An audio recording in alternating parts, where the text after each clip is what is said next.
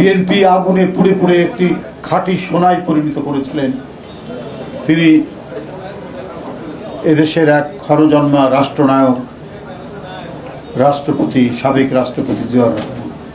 বন্ধুরা আমার, তিনি এদেশের তিনটি প্রত্যয়কে সামনে নিয়ে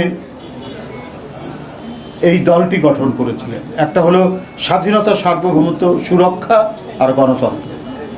এই স্পিরিটকে সাথে নিয়ে তিনি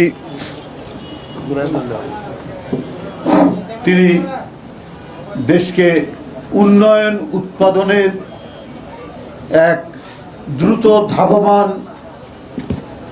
পথে অগ্রসর করান।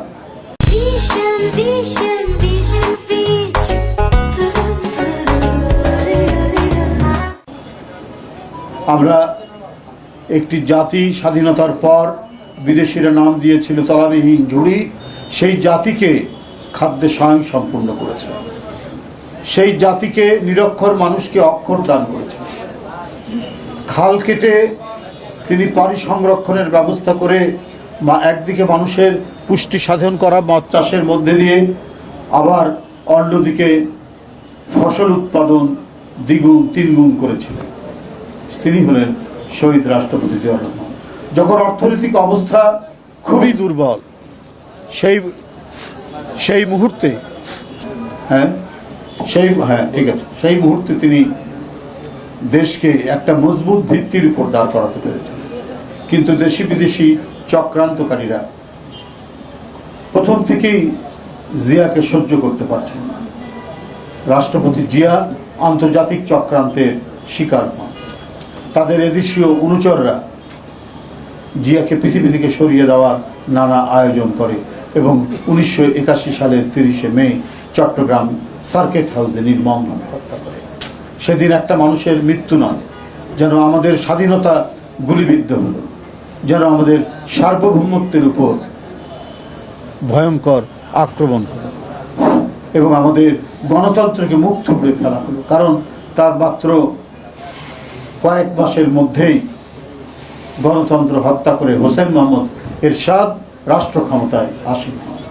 বন্ধুরা আমার, এই পরিস্থিতির মধ্যে আবারও গণতন্ত্রকে পুনঃপ্রতিষ্ঠা করার জন্য তার সহধর্মিণী এক অসাধারণ সাহসী মহিষী নারী বেগম খালেদা জিয়া বিএনপির হাল ধরলেন।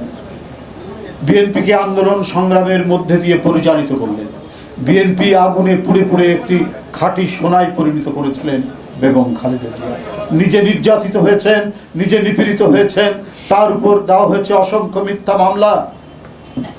এরশাদের আমল থেকে হাসিনার 17 বছরের দুর্বিষহ ফ্যাসিস্ট শাসনে তাকে পৃথিবী থেকে সরিয়ে দেওয়ার নানা চক্রান্ত হয়েছে। শহীদ রাষ্ট্রপতি জিয়াউর রহমান এবং বেগম খালেদা জিয়াকেও চক্রান্ত করে তাকে হত্যা করা হয়েছে। তিনিও শহীদ। এই জাতির জন্য, এদেশের মানুষের জন্য, গণতন্ত্রের জন্য, কথা বলার জন্য এবং বাক স্বাধীনতার জন্য যে দুই ব্যক্তি নিরলস সংগ্রাম করেছেন, প্রচেষ্টা চালিয়েছেন, আপসহীন সংগ্রাম করেছেন, সে দুইজনকে পৃথিবী থেকে সরিয়ে দেওয়ার সকল প্রচেষ্টা নেওয়া হয়েছে। বন্ধুরা আমার, এই নেতৃত্বের, এই সুমহান দুই নেতৃত্বের ছোঁয়ায় বাংলাদেশ জাতীয়তাবাদী দল গড়ে উঠেছে। আজকে প্রান্তর থেকে প্রান্তরে, জনপদের পর জনপদ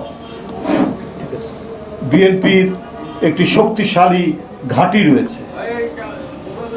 সারা বাংলাদেশ বিএনপি একটি শক্তিশালী সংগঠনে পরিণত হয়েছে।